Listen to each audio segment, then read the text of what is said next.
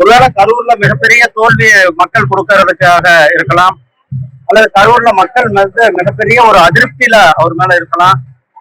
அதாவது கரூர்ல அவங்க செய்யாத அட்டகாசம் இல்ல அங்க நம்ம பார்த்திருக்கோம். அதனால கரூர் மக்கள் அவரை புறக்கணிப்பாங்கன்னு நினைச்சு அவரு கோயம்புத்தூருக்கு வந்திருக்கலாம்.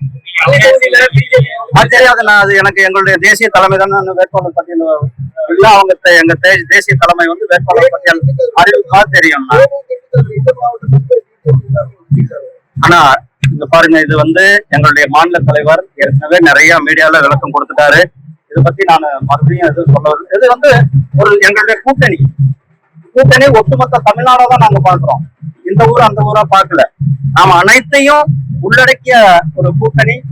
அப்படிதான் நாம பார்த்துட்டு இருக்கோம். இந்த கூட்டணி திமுக எங்களுடைய ஒரே நோக்கம் திமுகவை வீட்டுக்கு அனுப்ப வேண்டும் என்பதுதான், திராவிட முன்னேற்ற கழகத்தை வீட்டுக்கு அனுப்ப வேண்டும் என்பதுதான் எங்களுடைய கூட்டணியோட ஒரே நோக்கம். அதற்காக வேலைகளை நாம் செய்து கொண்டிருக்கிறோம். ஆனா எங்களுடைய மரியாதைக்குரிய அண்ணாமலை அவரு தேர்தலில் நிற்க வேண்டும் என்பது எங்களுடைய விருப்பம். எங்களுடைய தேசிய தலைமை அதை பத்தி முடிவெடுப்பாங்க. நன்றி அண்ணா.